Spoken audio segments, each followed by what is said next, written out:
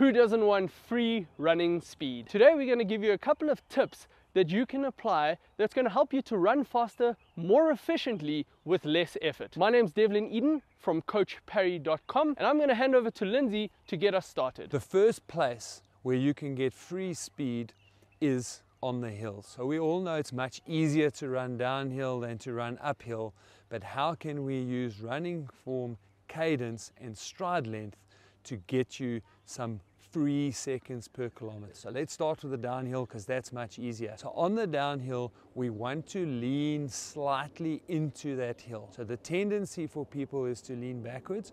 We want to lean slightly into that hill. We want to make sure that our feet are landing directly underneath the body. So we want to take out any notion of braking when we go down. And then to minimize the impact of that downhill, we want to jack up our cadence. The longer the race is, the shorter we want our stride length to be, and the higher we want our cadence to be, because we want to be able to go a little bit quicker going downhill, but we don't want to jack up the impact forces to really kill our legs from the high shock absorption that our muscles need to pull. And very importantly, you want to relax a little bit. So when we're going downhill, we're literally letting gravity do the work. We're not chasing after the time. We're making those subtle changes of leaning slightly forward, getting our legs underneath our body, and avoiding crashing into the ground by increasing our stride frequency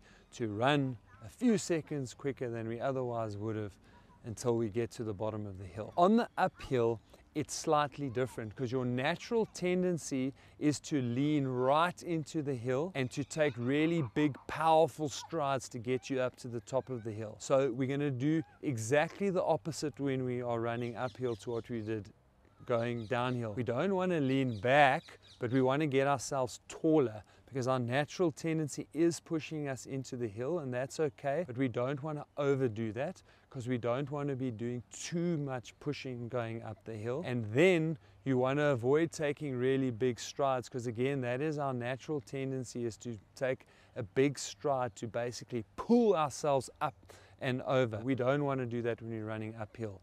We want to be in a nice straight line, ever so slightly back from our natural lean into a hill, and again making sure that we are planting the foot underneath our body. You're not going to be putting down a nice flat foot, so you're probably going to be a little bit closer up onto your toes, and again much higher cadence going uphill so that we're not over reliant on our musculoskeletal system and we don't fatigue too much by going up the hill. So those are some handy tips to get you downhill slightly faster, up and over hill slightly faster, and less fatigue. Another good tip to gain some free running speed is strength training. Now, strength training, or rather having stronger muscles, allows you to put more force generation into your running motion. If you think about every stride you take, you're putting force into the ground, power output that propels you in a forward direction. And the better your body is conditioned to handle that sort of force generation,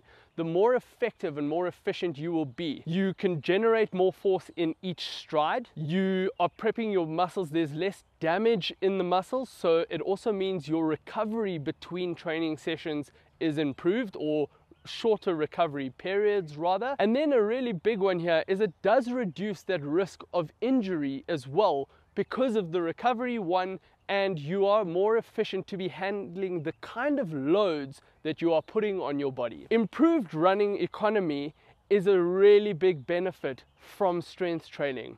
I'm going to hand over to Shona to dig into the physiology around improved running economy. Very often when I say running economy, people think that that is referring to your running gait and essentially becoming more economical in your running style. And that's not exactly what we're talking about. Running economy is essentially a physiological term, and it speaks around how efficient your body is at utilizing fuels to make you faster. This is essentially the factor when we're looking at the elites, that VO2 max isn't the thing that differentiates the elites from being very good and excellent. It's actually running economy. Let's just really make sense about what that means. So running economy, think about this as the fuel economy of your car. You want to be able to use less fuel in your car to go further, right? And so the same thing applies to running. You want to be able to use less fuel to be able to allow you to go further and faster. It's the same sort of concept. And so strength training essentially improves your running economy. Some studies have shown between 4 to 6%. So you're becoming a more efficient runner by 4 to 6%. So that sounds great. 4 to 6% improvement in running economy. What does that mean, Shona? And obviously that'll differ person to person, but let's go back to our car example, right? Let's say your car uses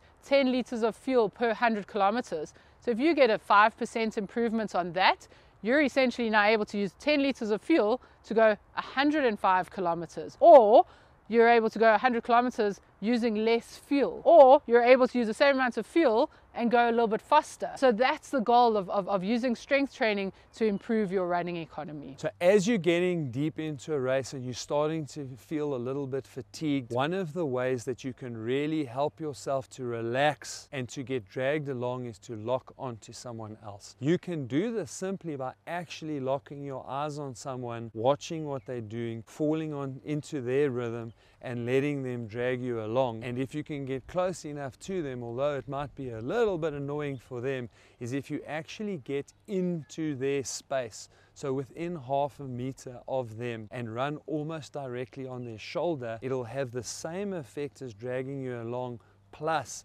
they will act as a windbreak and braking the air in front of you, so it very slightly reduces that air resistance, and that is always good for a second or two per kilometer. Right, another way to get some free speed when you're feeling a little bit tired or fatigued is to really look at your form or your posture while you're running. It's not something that we can always focus on. Obviously, you're always going to kind of default to what your body knows or the strength sort of aspect that you're at. But one of the things that I like to use as an example when you're running up a hill is very often when you're tired and you're running up a hill, you tend to get that crouched, poor kind of posture. And so I like to think about someone pulling your belt or kind of levering you up the hill, because what that does is it allows you to almost get that hip drive in your posture to really allow you to then drive yourself up that hill. That's one of the things that has really helped me going up a hill. But just in general, every now and then, if you're feeling like you're fatigued and you're really tired in a race or in your training, is just to focus on that posture, to then think about being maybe lifted up a little bit through the top of the head, because we really want to get that hip drive and focusing on that. And that is something that can really help you with your free speed. If you got value out of this video, hit the like button. Don't forget to subscribe to our channel to make sure you don't miss out on any of our future content. And feel free to check out some of the videos that are on screen now. You want to be able to use less fuel and be able to go further and faster. The leaf hit me on the head.